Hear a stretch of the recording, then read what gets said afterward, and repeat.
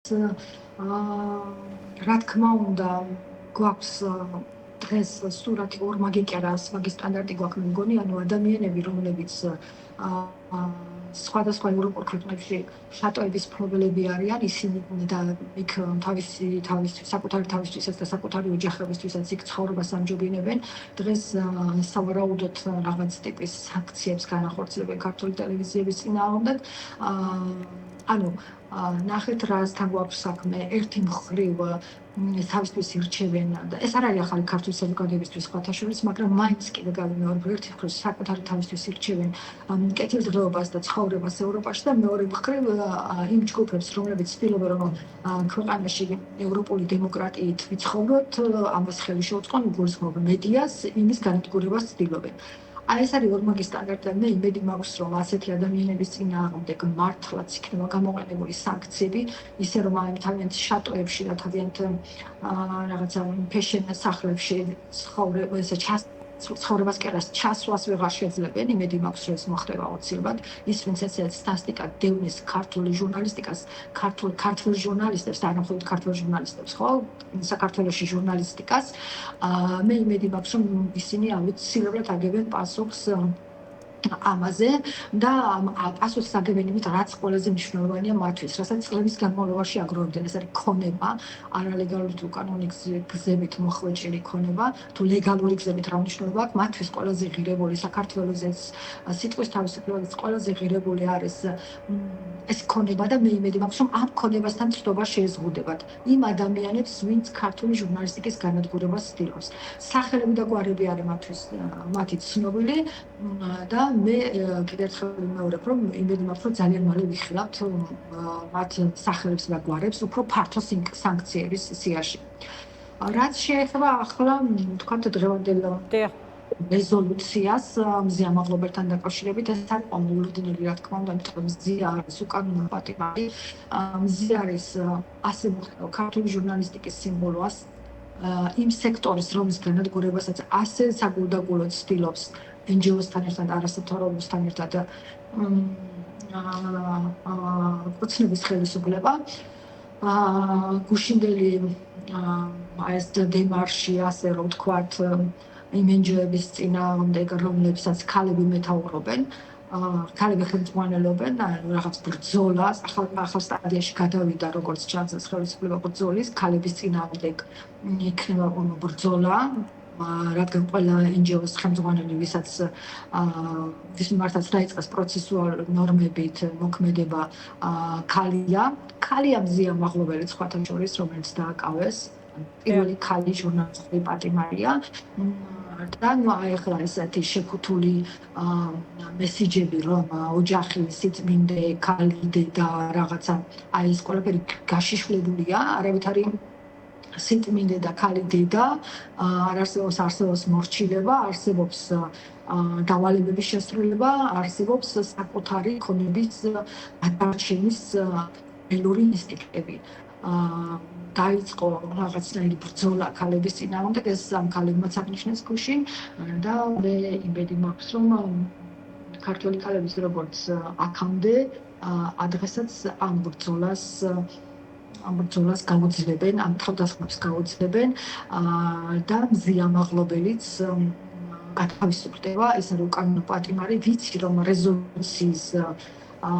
რეზოლუცია ამ შემთხვევაში აქ არავითარ გავლენას არ მოახდენს. ვიცი რომ ის ადამიანები, რომლებიც 2012 წლამდე მიხეილ სააკაშვილის ფოტოების გაზიარებებს და მიხეილ სააკაშვილის მმართველობის პოპულარიზაციით იყვნენ დაკავებულები, ახლა და ჩვენ პირიქით ვაკრიტიკებთ მას, ახლა ეს ჯგუფები ჩვენს წინააღმდეგ, ეს კონკრეტული ადამიანების ჯგუფები ჩვენს განადგურებას ცდილობენ. მაგრამ იცის კარგად საზოგადოებამ წლების განმავლობაში რა როლი ჰქონდა, ხო, თქვენს გამოცემას. ერთი კითხვა მაქვს თქვენთან. ჩვენს გამოცემას არ გულისხმობთ. კი, მესმის აბსოლუტურად. კი ბატონო. კი, თუმცა იქ ახალგაზრდულიც არის მათ შორის, რატომ შეიძლება ყოფილიყო ამაღლობელი სამიზნე. ერთი საკითხი, ანუ არ დარჩენილა მიმართულება, რაზეც არ არის ყურადღება გამახვილებული, ხო, ამ ტექსტში მე აღვნიშნე, რომ სწორედ ეს ტექსტი აღწერს ყველაზე უკეთ შესაძლოა ადგილზე მედიის როლს და ვითარებას უფრო კონკრეტულად. აი მაგალითად საუბარია იმაზე, რომ ცილისწამების კამპანია, სამართლებრივი დევნა, გენდერული ძალადობის შემთხვევები და არის მოწოდება, რომ შეწყდეს დაშინება, ჟურნალისტების უსაფრთხოება იყოს დაცული და ასევე ჩატერდეს დამოუკიდებელი გამოძიება. აი ამ პროცესში, როდესაც მედია არის ამგვარი ქმედების ადრესატი, ხო, მიმღები თავის თავზე.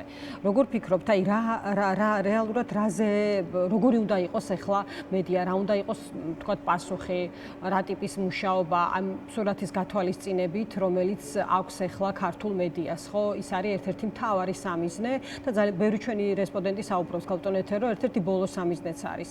იმიტომ რომ თქვათ, აი აქ საბოლოო მიზნის მიღწევის შემდეგ უკვე ნამდვილად აღარ იქნება შესაძლებელი, რომ ყველა ადამიანმა შეძლოს მისი უფლების სათანადოდ დაცვა. ნახეთ რა ხდება. ნამდვილად ვეთანხმები მოსაზრებას, რომ ბოლო სამიზნე არის, ერთ-ერთი ბოლო სამიზნე არის, მაგრამ მე მგონია, რომ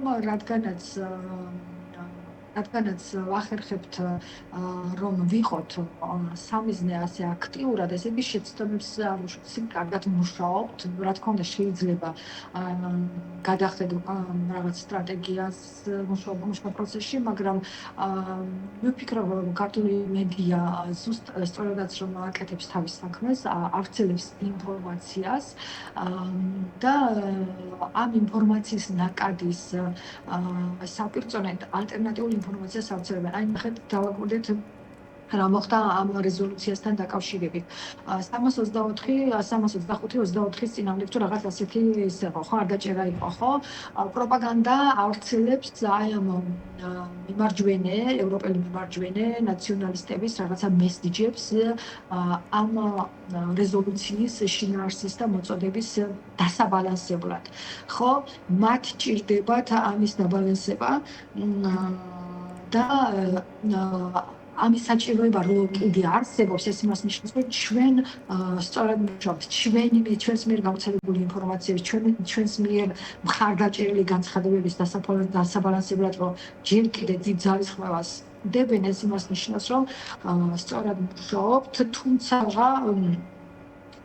მეც და თქვენს ძალიან კარგად იცით რა პრობლემების წინაშე არის ქართული ჟურნალისტიკა და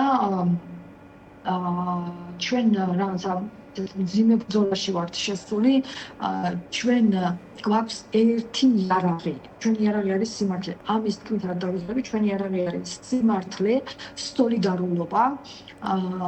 ჩვენ არ გვაქვს დიდი ფული, ჩვენ არ გვაქვს საერთოდაც ფული, ჩვენ არ გვაქვს ჩვენ მხარეს არდგან ნიღბიანი პოლიციელები, რომლებიც ადამიანებს ცემენ და მათ უფლებებს არღვევენ, ჩვენ გვაქვს სიმართლე და ამ ბრძოლაში არ უნდა დავუშვათ შეცდომა, უნდა ვიყოთ ყოველთვის მართლები, რომ გადავრჩეთ. დიდი მადლობა. თუ ჩვენ დავემსგავსებით მათ და არ უნდა დავემსგავსოთ, ანუ არასწორ დეზინფორმაციაში შევყვებით მათ, მაშინ წავაგებთ, მაგრამ ჯერჯერობით ვიგებთ მხოლოდ ამ ორი მიზეზის გამო ვართ მართლები და ვართ სოლიდარულები.